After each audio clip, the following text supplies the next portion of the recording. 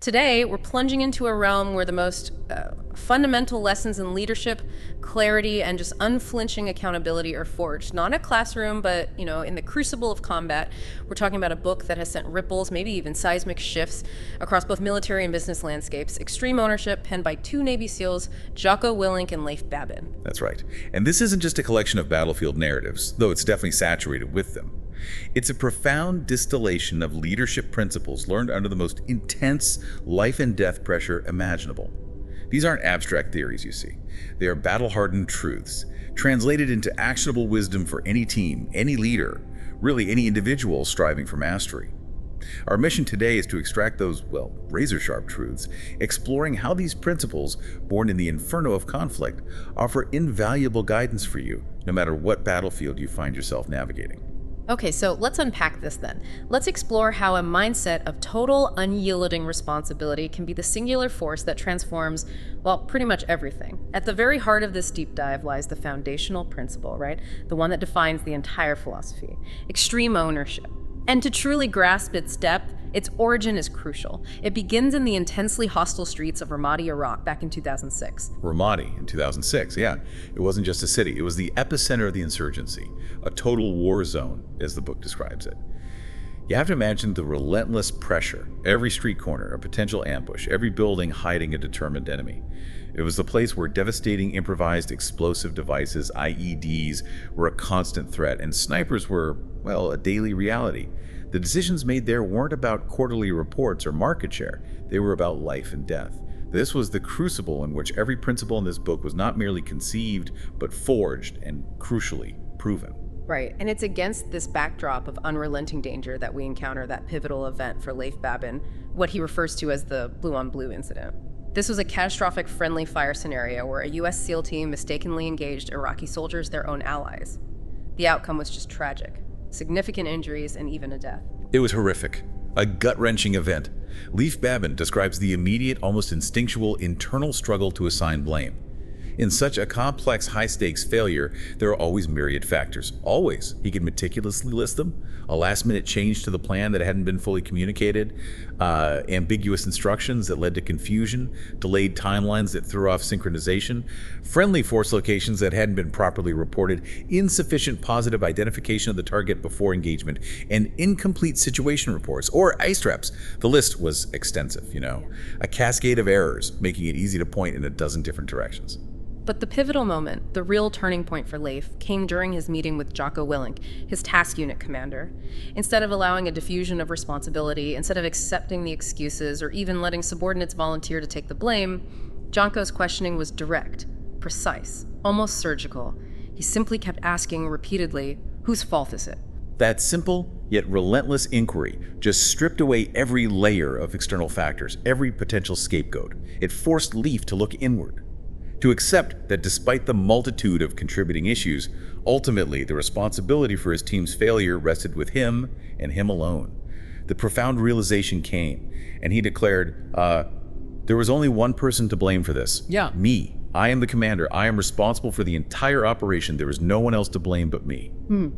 This wasn't merely a confession of fault.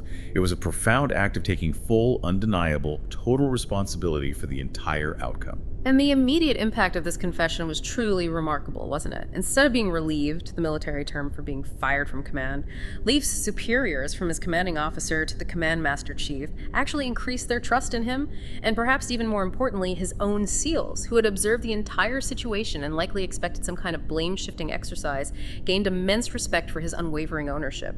It's a powerful testament to the type of leadership that truly inspires loyalty and confidence, especially from the front lines. What's also crucial to understand here is that this wasn't just an isolated lesson. It was a real-world validation of a principle they had observed in training. They noticed that leaders who consistently blamed subordinates for simulated friendly fire incidents in training were consistently weaker leaders in the long run, just less effective. Conversely, those who readily took full responsibility for errors, even in a simulated environment, were the ones who showed true growth, learned faster, and developed into far stronger, more respected leaders. The Ramadi incident simply brought that stark lesson into the most unforgiving of realities. Okay, so from this really intense and painful experience, the core principle of extreme ownership crystallized. How do you define it for someone looking to internalize it in their own life? Like, what's the essence? The core principle is unequivocally this. In any team, in any organization, all responsibility for success and failure rests with the leader. Period. It means the leader must own everything in their world, every outcome, every shortfall, every single challenge. There is no one else to blame, ever. Now, this isn't about being an all-knowing, perfect being. It demands immense humility, the ability to openly admit mistakes, acknowledge failures without defensiveness, and then, crucially, develop a clear, actionable plan to win, to fix it. It hammers home that the truly effective leaders prioritize the mission above all else, leaving absolutely no room for personal ego, defensive posturing, or hidden agendas. It's a complete inversion of the traditional blame game. The buck stops and starts with you. That's a powerful concept to grasp, particularly when things go wrong. Let's bring this closer to home for our listeners, maybe in the corporate world. The book provides a compelling example of a company VP dealing with a product launch failure. How did extreme ownership play out there? Right, picture this common scenario. A company VP is reeling from the fallout of a new product launch that has completely flopped. Total failure. Instead of looking inward or at their own team's processes, this VP immediately begins to erect a wall of external factors. They point to a challenging market, a constantly changing industry, inexperienced staff within their own department, poor communication from other teams, even mediocre customer service from a different division. They even cast blame up the chain, criticizing the executive team's vision. From this VP's perspective, the blame was dispersed across everyone and everything except themselves. So this VP is laying blame everywhere. It sounds like a common scenario, honestly. But what was Jocko's core message to someone caught in that kind of blame cycle? Did he ever encounter resistance from people who truly believed they were doing everything right? Oh, absolutely, all the time. Jocko's argument was direct and uncompromising. He explained that leaders cannot simply force people to do things. Their role is to lead them. He observed that if you truly believe you're doing everything right, then when things inevitably go wrong, your only recourse is to blame others, because you've already absolved yourself. There's nowhere else to look. This behavior, he noted, often stems from what he calls the tortured genius mentality. The tortured genius, that's a vivid phrase. What exactly does that mean in this context, and what's the real danger of it? The tortured genius is a type of leader who, despite overwhelming evidence of their fault, or, valid criticism, steadfastly refuses to accept responsibility.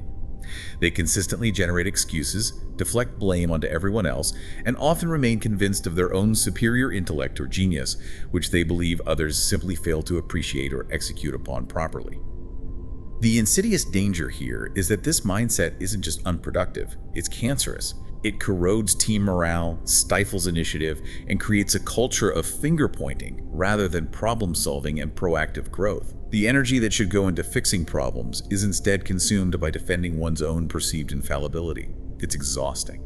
So if you're the CEO or a senior leader and you're tolerating this kind of behavior, what's the implicit message you're sending to the rest of the organization? This is where that profound statement, "It's not what you preach, it's what you tolerate," truly resonates.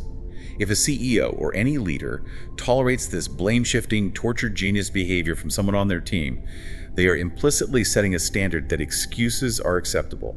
They are demonstrating that a lack of accountability from the top down is permissible. The book highlights the critical need for that CEO to push the CTO, in this case, the tortured genius, to truly exercise extreme ownership. If that doesn't happen, the dysfunctional behavior persists, it spreads, and ultimately undermines the entire organization's ability to innovate, adapt, and succeed. Tolerating poor performance or poor leadership is endorsing it. No way around it. And the outcome in this particular business example was quite stark, wasn't it? It really came to a head. It did. Ultimately, the CTO was let go. It was a difficult but necessary decision, and they were replaced by a leader with a profoundly different mindset, one that wholeheartedly embraced extreme ownership. This change, though initially disruptive perhaps, underscores the absolute truth that a leader's mindset is not just a personal quirk. It's the foundational pillar upon which an organization's culture, performance, and ability to succeed are built. It reinforces that a culture of accountability must start at the very top and be embodied by leaders at every single level, with zero tolerance for the alternative. So what does this all mean for you as someone navigating your own path? This foundational principle isn't just for battlefields or boardrooms, is it? But are there ever situations where this principle, maybe pushed too far, could become a burden? Does owning everything risk burnout or even discourage initiative from subordinates who might fear making a mistake if the leader always owns it? Not at all. And that's an incredibly insightful question. It really speaks directly to the dichotomy of leadership, which we'll definitely explore later. Extreme ownership isn't about micromanagement, nor is it about taking on every single task yourself. That would lead to burnout. It's about owning the ultimate outcome and, critically, owning the culture of accountability within your sphere of influence. If subordinates fear making mistakes, well, that's often a failure of the leader to properly empower them under decentralized command, or perhaps a failure to simplify the plan and communicate it clearly. See how it connects. The burden is heavy, yes, but it's the burden of responsibility, not the burden of doing every single thing. It shifts you from a victim mentality, where external circumstances or other people dictate your outcomes, to a posture of complete control and accountability. When you truly own everything, when you accept that the problem is yours to solve, you inherently gain the power to change anything. You become the solution, not a victim of the circumstances. Okay, with that bedrock of extreme ownership firmly in place, let's turn our attention to what the authors call the laws of combat. These are principles that further define effective leadership, and the first one is truly stark, almost provocative. No bad teams, only bad leaders. Wow, this principle is as blunt as it is insightful. Yes. And it was powerfully demonstrated during the infamous BUDS Hell Week, the grueling culmination of Navy SEAL training. Hell Week is just a brutal, sleep-deprived crucible. It's designed not primarily as a test of physical aptitude, though that's part of it, but as a mental and emotional breaking point. Most candidates quit not because their bodies give out, but because their minds surrender. It strips away all pretense and exposes raw human nature under extreme duress. And during this particular Hell Week, students are grouped into boat crews, right? 7 men to an IBS, an inflatable boat. Which sounds small for Navy terms, but it's impossibly heavy when you're carrying it over 20-foot sand berms or running for miles on asphalt. In this particular class, there were 2 standout crews for entirely different reasons. Boat Crew Thrifton, which was dominant, winning nearly every race, driven by a strong leader and consistently motivated individuals. And then there was Boat Crew Sixth, consistently in last place, dysfunctional, constantly bickering with a leader who seemed almost indifferent to their chronic failure, always quick with an excuse. Just bad news. What's truly fascinating here, and quite audacious really, was the senior chief's interesting solution. He decided to simply switch the leaders of Boat Crew 3 and Boat Crew 6. All other variables remained exactly the same. Same exhausted, cold men, same heavy boats, same unforgiving sand and frigid water. Only the leader changed. That was it. And the transformation was, frankly, astonishing. Boat Crew the 6th, now led by the commander from the previously dominant Boat Crew the 2nd, immediately surged to first place and stayed there, winning most of the remaining races. Just like that. Conversely, Boat Crew the 2nd, now with the former leader of the last place crew, still performed well initially, which is a testament to the strong culture Ari instilled, right? But they slowly lost their previous dominance, becoming less consistent, less driven. The profound conclusion drawn from this experiment is unequivocal. There are no bad teams, only bad leaders. The good leader, when he took over Boat Crew the 6th, didn't just motivate them for a moment. He instilled a culture of extreme ownership, of finding a way to win, of collective determination, which persisted. It stuck. The poor leader's attitude, conversely, was contagious, leading to excuses, blame, and a collective resignation to poor performance. This is because leadership acts as a fundamental forcing function that compels individuals to work as a unified team. Most people, at their core, want to be part of a winning effort.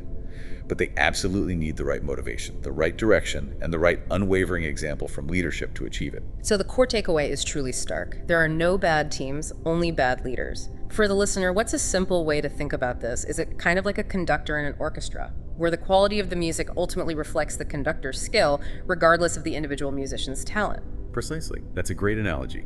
The conductor sets the tempo, the tone, ensures everyone is playing the same sheet music with passion and precision.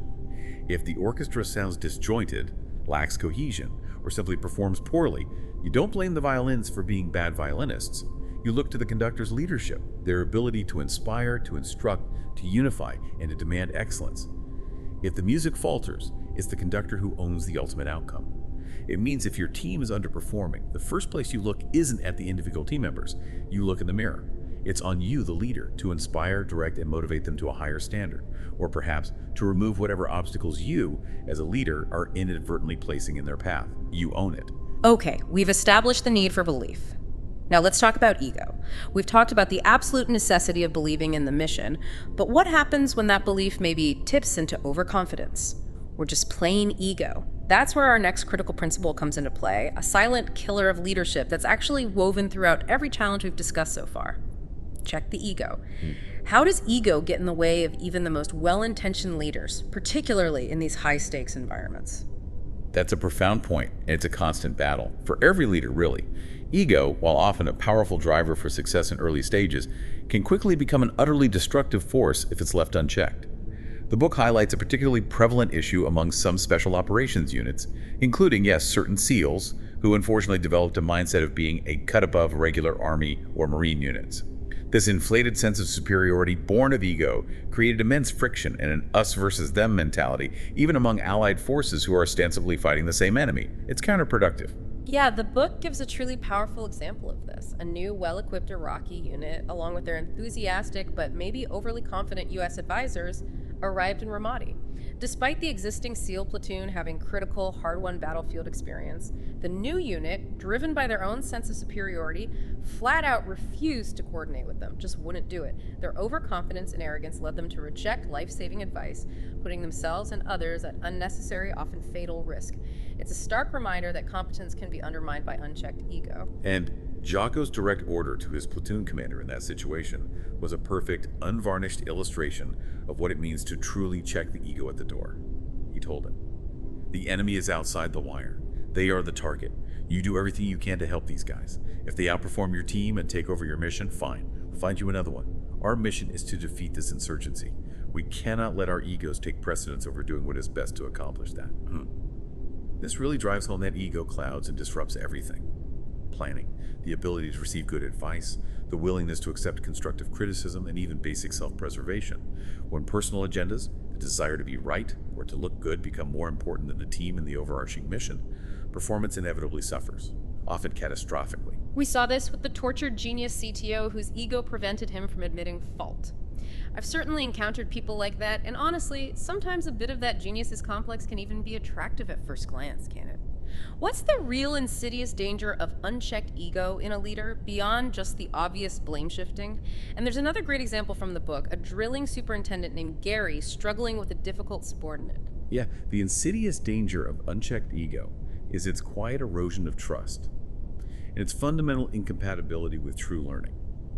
If a leader cannot admit fault, cannot listen to feedback, and always needs to be the smartest person in the room, subordinates stop bringing problems to them. They stop offering solutions. They stop trusting their judgment. They just disengage. The story of Gary, the drilling superintendent, perfectly illustrates this more nuanced manifestation. Gary was struggling to confront a highly experienced subordinate who consistently didn't follow critical safety procedures. A real problem. Gary feared creating friction, potentially alienating or even losing this valuable, high-producing employee. His ego was telling him that he needed to avoid this uncomfortable confrontation to preserve his own perception of being a good guy or avoiding personal conflict. Jocko's advice to Gary was to control his own ego first. He explained, "It's not about you. It's about the mission and the safety of your team. Simple as that." Gary needed to have a direct, constructive discussion, not to belittle this subordinate, but to help him truly understand the why behind the procedures and how his actions, or lack thereof, directly impacted the bigger picture, safety, efficiency, the entire operation's success. It's often our own ego as leaders, our fear of confrontation, our desire to be liked, our reluctance to admit a problem exists, that prevents us from having the tough but necessary conversations needed to improve the team and ensure mission success. Checking the ego means prioritizing the mission and the team above personal comfort or image, every time. Okay, another vital law of combat is cover and move. It sounds like a purely military tactic, but the book argues it has universal application across any team effort. How does this principle extend beyond the battlefield? It absolutely does, and it's fundamental to any cohesive effort, really. Leif Babin illustrates this vividly with an anecdote about SEAL sniper overwatch in Ramadi. Leif's team, OP2, was providing critical sniper overwatch, supporting ground troops maneuvering through dangerous urban terrain. They made the decision to move positions to get a better vantage point, and they executed cover and move flawlessly within their immediate team. One element provided suppressive fire or observation, that's the cover, while the other moved to the new position. Textbook, small unit tactics, perfect execution. But upon returning to base, their experienced chief sternly asked Leif, "Why didn't you leave the other SEAL sniper overwatch position, OP1, in place to cover your movement back here to Cop Falcon?" Ouch. It seems so obvious in retrospect, but in the heat of the moment, That question sparked a significant realization for Leif. He was so intensely focused on his own team's immediate dilemma, their safety, their movement, that he failed to think larger. He failed to coordinate with the other available team, OP1, who could have provided crucial overlapping security during their retrograde, their move back. By not utilizing all available assets, by not thinking of the entire force's collective effort, they had taken an unnecessary and illogical risk. This is the essence of the principle. All elements within a team or organization must work together, must support each other, and must understand their shared ultimate objective. It's cover and move on a larger, more organizational scale, recognizing that even seemingly separate units or departments are part of the same overall mission, with interconnected fates. You are never truly alone on the battlefield, or in the boardroom for that matter. How does this play out in a business context, where departments often act like separate silos, even within the same company, right? That happens all the time. Oh yeah. The book describes a relatable business scenario involving a production manager who is constantly and loudly blaming delays and inefficiencies on a horrible subsidiary company. Ironically, this subsidiary was owned by the same larger corporation. He viewed them as completely separate, not my problem, and a convenient excuse for his own team's shortcomings and missed deadlines. He saw their failure as justification for his own, rather than seeing it as a shared problem needing a shared solution. And Jocko's counter to this us versus them mentality was pretty direct, wasn't it? He pointed out that the real enemy wasn't the subsidiary down the hall. Exactly. Jocko's counter was blunt and clarifying. The enemy is out there, meaning the external competitors, the market forces, the actual threats to the company's existence, not within the company. He hammered home that all departments, all subsidiaries, even external contractors are on the same team with the same mission. The advice was to dismantle that destructive us versus them mentality. Engage with them, build relationships, go visit their facility, understand their challenges, explain precisely what you need from them, and crucially, why you need it, and then ask how you can help them. Make them part of your team, part of your extended cover and move element, rather than an external obstacle or scapegoat. And the outcome was pretty impactful, right? It sounds like it led to more than just a minor improvement, more like a real shift. It led to significant improvements, yeah. The production manager adopted this mindset. He stopped blaming, started engaging, built positive relationships with the subsidiary's leadership, came to genuinely understand their operational challenges, and through that collaboration, saw significant and sustained improvements in efficiency, delivery, and overall output. It transformed a constant source of internal blame into a wellspring of collaboration and shared success. It proves that even seemingly separate entities within an organization must cover and move together to succeed against external threats. It's about remembering that the ultimate goal is not to win an internal argument, but to win the war against the external competition. Moving on, our fifth principle is simple. In environments as chaotic and unpredictable as combat, keeping things simple sounds obvious, almost trivial. But the book suggests it's far harder than it seems to actually implement. Why is that? It is deceptive. The human tendency, especially when faced with complexity or high stakes, is often to create more complexity in response. We try and account for every single variable, build contingencies for contingencies. But in combat, that's often a death sentence. Jocko recounts an incident involving a new ITT, a military transition team, leader in Ramadi. For his very first mission in a hot zone, the MNTT leader proposed an incredibly complex and overly long patrol route. Way too much. Jocko was immediately concerned. He sensed an almost naive indifference to the inherent danger from both the commander and his SEAL element leader, an underestimation of the sheer complexity and unpredictability of urban combat. The plan looked beautiful on paper, sure, but it was a nightmare waiting to happen in reality. And Jocko's insistence was direct, cutting through the academic planning. We need to simplify this a little. He knew and repeatedly stated that the enemy gets a vote, meaning unexpected events will happen, guaranteed. And complex plans quickly devolve into chaos when they do. The more moving parts, the more points of failure when the first bullet flies, right? Absolutely. And his foresight was proven right almost immediately.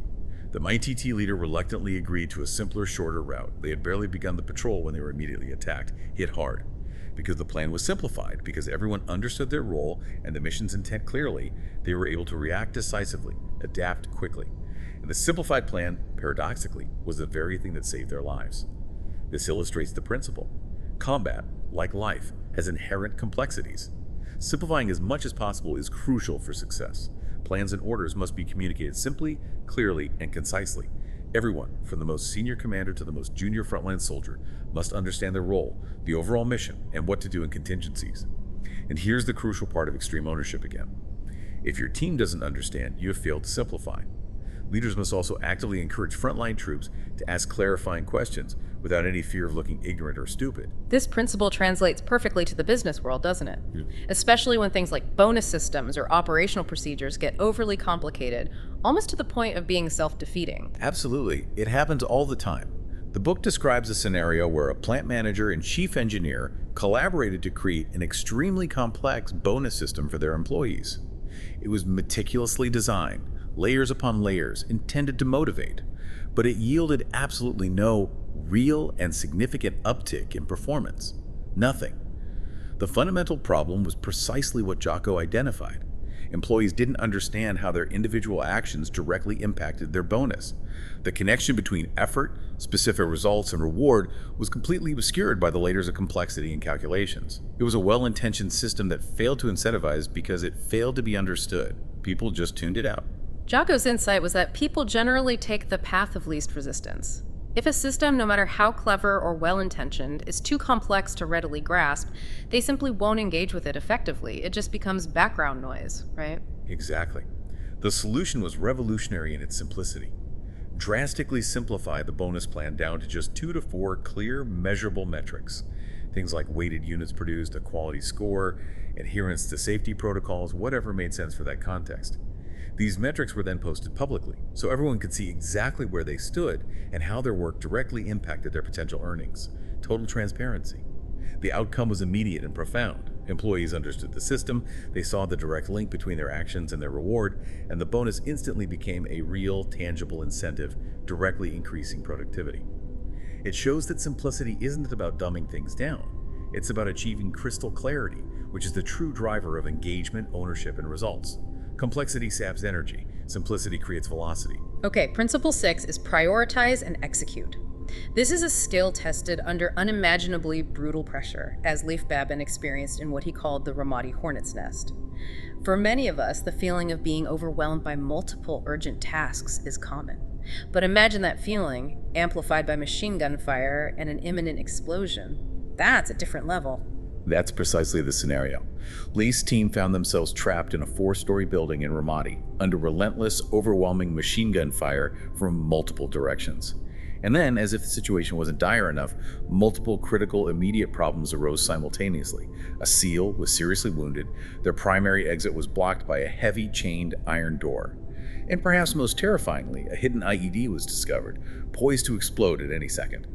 Leif felt completely overwhelmed, a natural human reaction, thinking, how is it possible for us to tackle so many problems at once? He was paralyzed for a moment by the sheer volume of immediate life-threatening problems. But in their rigorous training, they had a mantra, right? A simple directive for moments just like these. Relax, look around, make a call. It's about fighting that instinct to panic and forcing yourself to create space for clear thought. And Leif applied it. Under that extreme pressure, he forced himself to detach, just for a second, to gain perspective. And his prioritization became precise, almost instinctive. The IED was the highest immediate threat, capable of killing multiple lives instantly. Number 1. The wounded SEAL, while a critical medical need, couldn't be retrieved until the IED was dealt with safely. It had to wait. And the blocked exit was preventing both escape from the IED and access to the wounded SEAL. So the order of execution became agonizingly clear yet simple. Focus 100% on the IED first, then the door, then the wounded SEAL. All these tasks were then accomplished rapidly and sequentially, one after the other, in their prioritized order. Focus, execute, move to the next. The principle that emerges from this is crystal clear. Even the most competent leaders can be overwhelmed by multiple problems. You simply cannot try to do everything at once, or you'll likely fail at all of it. Instead, you have to determine the single highest priority task and then execute only that one first with 100% focus before moving to the next. And crucially, leaders must be able to gain perspective, to metaphorically get out of the line of fire for a moment, even mentally, to correctly prioritize for the entire team. This strategic overview, even in the middle of chaos, is what allows effective prioritization to happen, enabling a team to move from paralysis to focused action. It's about recognizing that trying to multitask under pressure is often just a recipe for failure across the board. Don't fall into that trap. How did this apply in a business scenario? Many of our listeners probably feel like they're in their own hornet's nest some days, with a dozen competing priorities pulling them in different directions. Oh, definitely. The book describes a CEO who, while effective and well-intentioned, had his team pretty dispersed across numerous initiatives. They lacked clear focus, constantly shifting attention between projects, trying to juggle too many balls. When Jocko engaged him, he asked a fundamental question. Of all the initiatives you're pursuing, which do you believe is the single most important? What is your highest priority right now? The CEO, after a moment of reflection, immediately responded that managing Salesforce activity was paramount. It was the lifeblood of their business. That was the key. But then Jocko challenged him directly, didn't he? He asked if it's truly the highest priority, how much real undivided attention is it getting from the entire company? Not just the sales team, but from product development, from marketing, from customer support. Was everyone aligned on that one thing? The CEO recognized, with a moment of true clarity, that while he said it was the highest priority, the company's energy and resources were scattered across too many objectives, spread too thin. The outcome was a profound understanding that attempting to tackle too much at once inevitably leads to diluted effort and ultimate failure on all fronts. Focusing 100% of the company's attention on that single highest priority, even temporarily, would yield far greater results than fragmenting efforts across multiple, less critical tasks. For you listening, this means identifying that one critical battle that, if won, changes the entire landscape for your team or your project. It's the one thing that, if achieved, makes everything else easier or perhaps even unnecessary. Find that thing. All right, our seventh principle, decentralized command, addresses the monumental challenge of leading large, complex teams, particularly under intense pressure where immediate local decisions are absolutely critical. Yeah, this principle wasn't just a good idea for Jocko Willink. It was an absolute necessity as the commander of Task Unit Bruiser. It was the only way to function. In a single operation, he could be leading 150 or more people. A dynamic mix of SEALs, Iraqi soldiers, U.S. Army infantry, and Marines. Just a huge, complex group. No single person, no matter how capable or intelligent, can directly manage that many individuals effectively in a fluid combat situation where information changes by the second and threats emerge from every direction. It's simply beyond the cognitive capacity of any one human. Impossible. So the solution was ingenious in its simplicity, but profound in its impact. Divide these larger teams into manageable elements, typically 4 to 6 operators, each with a clearly designated and empowered leader. But it's more than just delegating tasks, isn't it? It's about empowering those junior leaders with real agency, real authority. Absolutely. The first non-negotiable step is that these junior leaders must first and foremost understand the commander's intent, the overall mission objective, and crucially, the why behind it. What are we really trying to achieve here? With that crystal clear understanding of the ultimate goal, they are then empowered to make decisions within their specific left and right limits of responsibility. They know their boundaries. The expectation shifts dramatically from them asking, "What do I do?" to stating, "This is what I'm going to do," and then explaining their reasoning. Proactive, not reactive. This fosters immense initiative, accelerates decision-making, and allows for rapid adaptation in chaotic, unpredictable environments where waiting for explicit orders from the top is a luxury you simply cannot afford. You'll lose if you wait. This sounds like it requires a tremendous amount of trust, though, both up and down the chain of command. How do you build that level of trust, especially in high-stakes environments where mistakes can be catastrophic? It demands an immense amount of trust, and that trust is built through consistent performance, clear communication, and demonstrated competence over time. Senior leaders must trust their junior leaders to make sound decisions within their delegated authority, and junior leaders, in turn, must trust that their senior leaders will support those decisions as long as they align with the commander's intent and were made with good judgment. It's a two-way street. It also means senior leaders must actively avoid battlefield detachment, where they become so far removed from the front lines that they lose awareness of the ground truth and resort to micromanagement out of fear or lack of information. They must stay connected, provide guidance, clear obstacles, but without suffocating the initiative of those on the front lines. It's a delicate balance. Lead from the top, empower at the edge. And how does this translate to business in terms of optimal team size and organizational structure? Many companies struggle with scaling without losing that agility, that speed. Jocko's advice to a company president wrestling with how to effectively lead larger teams was direct and rooted in, biological and psychological realities. For effective leadership, particularly under pressure, teams of 4 to 6, what they call fire teams in the military, are ideal. Think about it. Our brains are kind of hardwired to effectively manage a limited number of direct reports, typically around 5 or 6. Before communication lines start to fray, oversight becomes impossible and individual accountability gets diluted. Beyond that size, a leader, no matter how capable, begins to lose crucial control and effectiveness, especially when the stakes are high or the environment is dynamic. To successfully lead larger organizations, you simply must decentralize command. This isn't just about delegating tasks, it's about building robust teams within teams, each with their own empowered leaders who not only understand their immediate task, but fully grasp the overall commander's intent, the strategic why of the entire operation.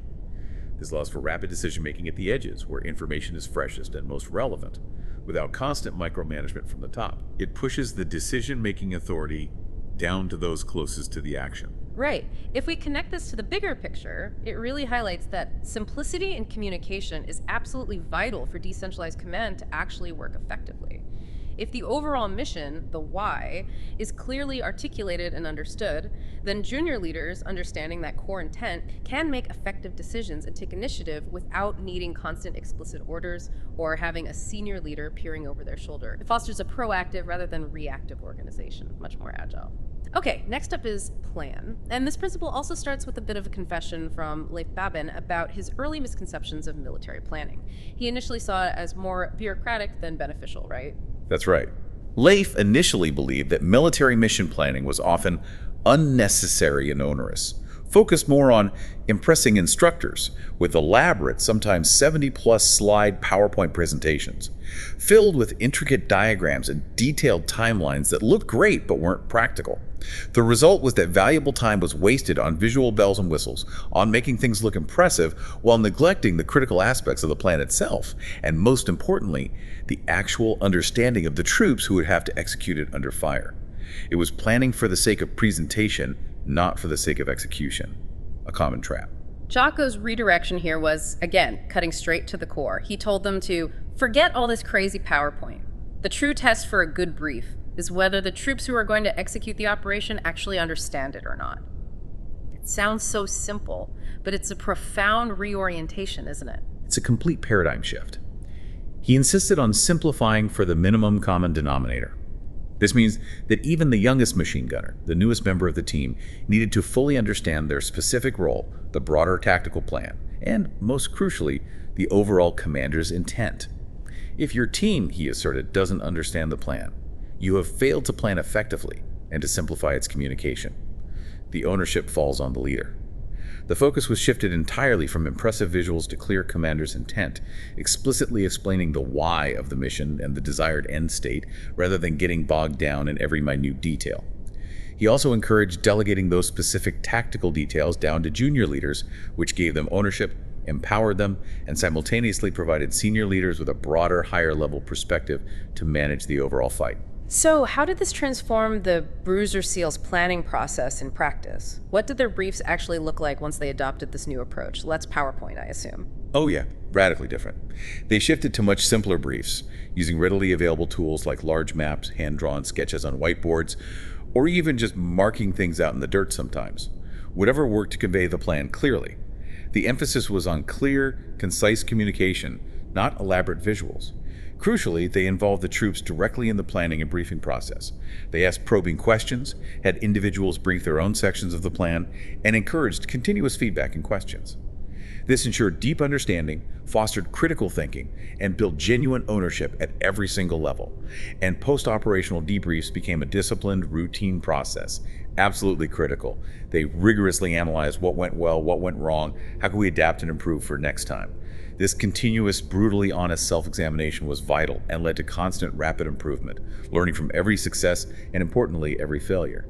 And what was the tangible outcome of this transformed planning process? It sounds like it had real-world impact beyond just better internal understanding. It did, massively. This refined and radically simplified planning process was a critical factor in Task Unit Bruiser being chosen for deployment to Ramadi. In Ramadi, where detailed yet understandable planning was paramount to their success in some of the heaviest urban combat in SEAL history, their disciplined approach to planning allowed them to operate with unparalleled precision and adaptability. It allowed them to move faster, hit more targets, and ultimately be more effective, simply because everyone's perfectly aligned and understood the shared objective and their role within it. In the business world, how does this translate? Many companies have elaborate strategic plans or project charters that, let's be honest, often sit unread on a shelf or are fundamentally misunderstood by the people meant to execute them. It's a perfect parallel. The book details a scenario where a company VP needed to formalize their standard operating procedures, SOPs, for planning, which were currently chaotic and inconsistent across different teams.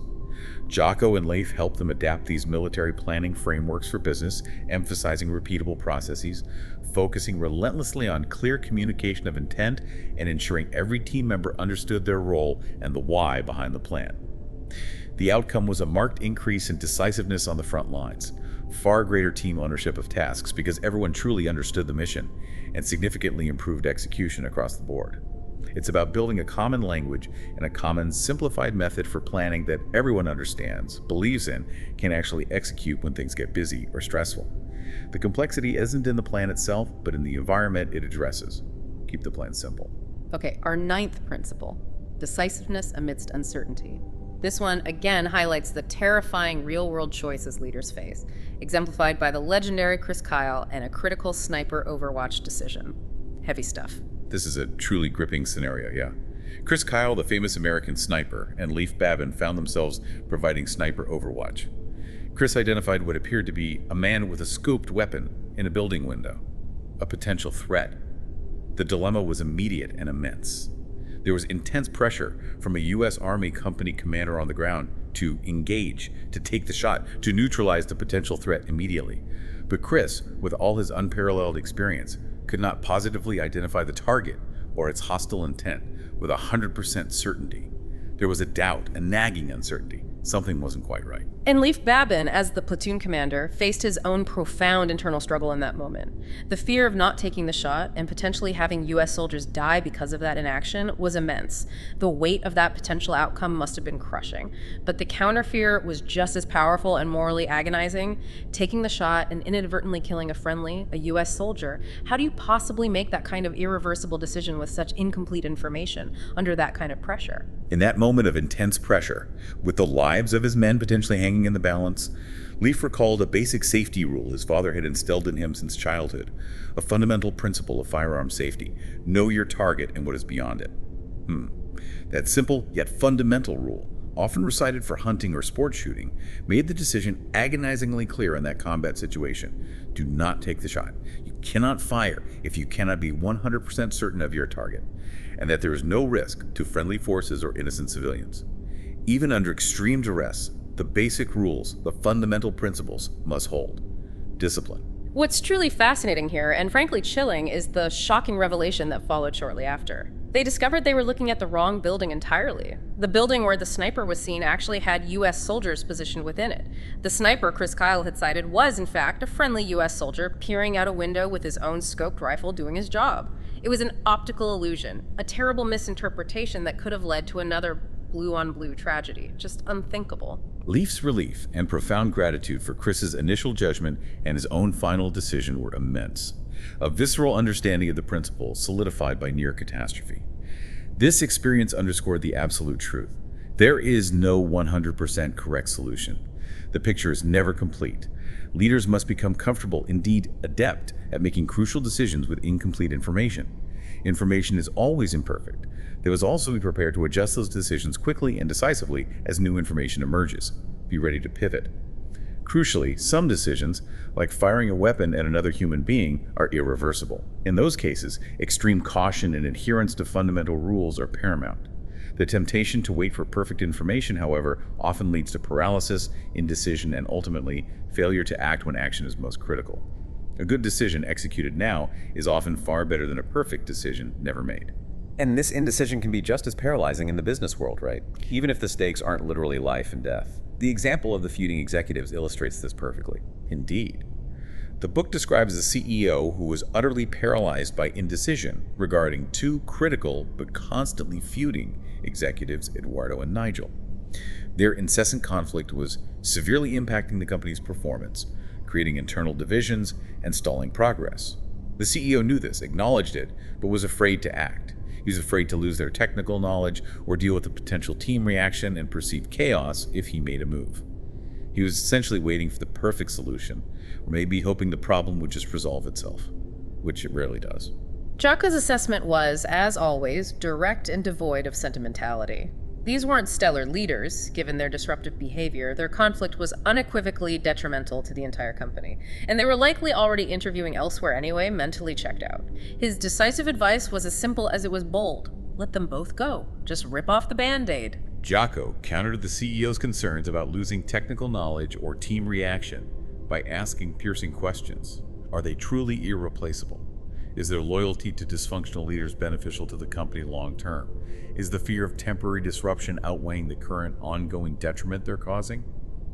He suggested promoting high-potential frontline staff, pointing out that the deep practical knowledge and real leadership potential often resides at the operational level, ready to step up if given the chance and empowered.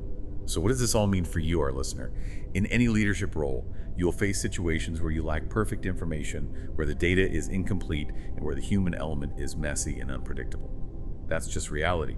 Decisiveness isn't about always being right. It's about having the courage to make the best decision you can with the information you have right now, being ready to adapt as new data emerges, or, if necessary, making the tough, sometimes irreversible call that is unequivocally best for the mission and the organization, even if it's uncomfortable or unpopular in the short term. Finally, we arrive at the 10th and perhaps most profound principle, a seeming contradiction that defines so much of effective leadership. Discipline equals freedom. This isn't just a catchy phrase, is it? It's a deep truth. It really is. And this principle is brilliantly illustrated by Jocko Willink's experience with evidence collection during search operations in Baghdad. Initially, his SEALs were using a rudimentary and highly undisciplined method of searching target buildings, essentially a chaotic free-for-all, often indistinguishable from looting, frankly. This led to consistently missed evidence, vital intelligence being overlooked, and just general inefficiency. It was haphazard, reactive, and ultimately ineffective in the long run for gathering the intelligence they needed. So Jocko tasked his deputy to create a rigorous, disciplined procedure for evidence collection, a clear SOP. This meant assigning a dedicated room owner for each space, meticulously bagging and labeling all contraband or potential evidence, and establishing an organized, secure drop-off point back at base, rigorously following chain of custody procedures, much more structured. And they met immediate, predictable resistance. The SEALs, accustomed to their old, less structured ways, complained it would take too long, get someone killed by slowing them down, or simply, if it ain't broke, don't fix it. The usual pushback to change. But Jocko had to patiently and firmly explain the why. Their undisciplined methods were consistently missing critical evidence. He said in one instance where an entire bathroom full of potential intelligence, when completely unsearched, just missed. New, disciplined methods were absolutely needed to meet increasing evidential standards required for prosecution and effective intelligence gathering. They had to get better. And here's the true power of repetition and discipline. Through rigorous rehearsals of this new, seemingly more cumbersome procedure, the process actually became dramatically faster and more efficient over time. What initially took 30 minutes, then 20 minutes, was eventually accomplished in a mere 10 minutes. The perceived constraint actually became a pathway to greater efficiency. The outcome was a powerful, undeniable demonstration of the principle. The discipline method led to dramatically greater efficiency and effectiveness. They were less likely to miss evidence, far faster in their overall operations. And critically, they could hit 2, sometimes even 3 targets a night instead of just 1. Their freedom to operate, their freedom to maneuver, and their freedom to inflict damage on the enemy had increased substantially, precisely because of those disciplined, repeatable procedures. The principle states, discipline does not restrict. It provides the framework for freedom. Strict adherence to standard operating procedures, SOPs, creates flexibility, adaptability, and efficiency. It allows for creativity and improvisation within a clearly defined and understood framework. In chaos, when everything else is falling apart, disciplined procedures provide a reliable, ingrained default that allows you to act decisively and effectively rather than floundering or freezing. This idea of small disciplines leading to big freedoms applies beyond military operations too, doesn't it? It's almost a core philosophy for life itself. Absolutely. Think of the first alarm clock analogy that Jocko often uses. Discipline starts with small, daily choices. The seemingly insignificant decision to get out of bed when the first alarm rings, rather than hitting snooze 3 times. These seemingly small wins, these consistent acts of self-discipline, translate into larger areas of life, building the mental fortitude and self-control required for bigger challenges. They compound. In combat, small disciplines meant precise tactical movement, the mental strength to wait for a safe moment to eat or drink despite overwhelming thirst, or staying alert despite debilitating exhaustion. These choices, made consistently, compound into profound resilience, enhanced effectiveness, and ultimately greater operational freedom and survivability. And this leads us to what the authors call the dichotomy of leadership, which sounds almost contradictory, like a constant state of dynamic tension you have to manage. It is, by design. Effective leadership isn't about existing at one extreme or the other. It's about masterfully balancing seemingly contradictory traits. It's walking a fine line. A leader must be humble, yet never passive, always ready to take charge when needed. They must be aggressive in pursuing the mission, but never authoritarian or abusive to their people. They must be quiet enough to listen, truly listen, but never silent when direction or correction is needed. They must be calm under pressure, but not robotic, capable of logical decision-making, but not devoid of emotion or empathy for their team. You must be close enough to your subordinates to build rapport and understand their challenges, their realities, yet not so close that one person becomes more important than the mission, or that the team forgets who is ultimately in charge. A good leader exercises extreme ownership for every outcome while simultaneously employing decentralized command, empowering their subordinates to lead and make decisions. It's a balance. It's almost like a constant high-frequency vibration, isn't it? Finding the perfect balance point between these opposing forces. And the book sums it up with another powerful dichotomy. A good leader has nothing to prove, yet everything to prove. Explain that one. That's spot on, and it encapsulates the continuous challenge of true leadership. By virtue of rank, title, or position, the team understands the leader is in charge. So a good leader has nothing to prove in terms of their authority or right to command. They don't need to posture or assert their dominance constantly. That's weak leadership. But a good leader also has everything to prove every single day, with every single decision. They must continuously earn the team's respect, their trust, and their loyalty. By consistently demonstrating sound judgment, maintaining calm under pressure, showcasing their competence, and most importantly, showing that they genuinely care for the team's well-being, their development, and the long-term success of the mission. This isn't about showing off. It's about consistently demonstrating the qualities that make people want to follow you, not just have to follow you. This raises an important question for you, our listener. What perceived contradictions in your own leadership style could, in fact, be powerful dichotomies you can lean into and leverage, rather than see as weaknesses? Are you perhaps unknowingly limiting yourself by trying to be too much of one thing and not enough of its opposite? Where's your balance point? What's truly fascinating here, and becomes abundantly clear as you dive into this book, is how none of these principles really stand alone, do they? Extreme ownership isn't just a mindset. It feels like the bedrock, the foundational current that flows beneath and strengthens all the other laws of combat. They interlock and amplify each other constantly. Exactly. That's a perfect way to put it. When you genuinely take extreme ownership, that fundamental commitment creates a profound cascade effect throughout your leadership.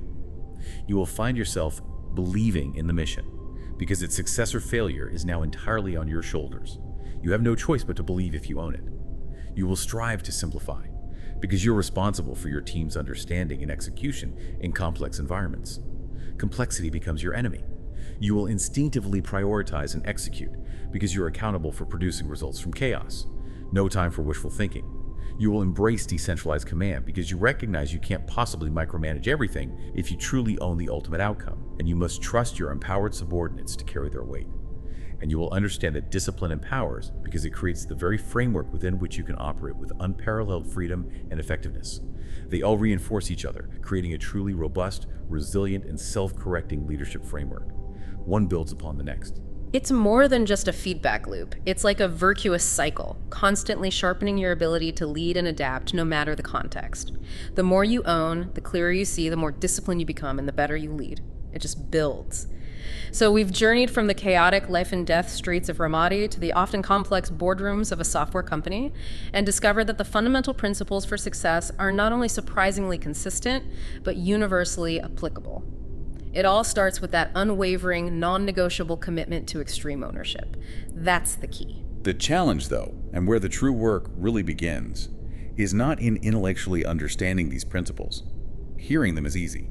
It's in applying them, consistently and relentlessly, in the messy, relentless push and pull of daily life and leadership. It demands genuine humility to admit fault, unwavering courage to make the tough decisions when needed. and a commitment to consistent, sometimes brutal self-reflection to continuously improve. It's not a destination you arrive at, it's a relentless practice, day in and day out. And that's where the real work and ultimately the real profound reward lies, isn't it? So for you, our listener, what nugget of wisdom from extreme ownership resonated most deeply today? What single area in your world, whether it's at work, in your relationships, or in your personal goals, will you take extreme ownership of, starting right now with no excuses? And perhaps drilling down, what is the one single highest priority that if you tackled it decisively and simply would truly transform your current battlefield? What's that one domino? Remember, leading people is arguably the most challenging yet ultimately the most rewarding human endeavor there is.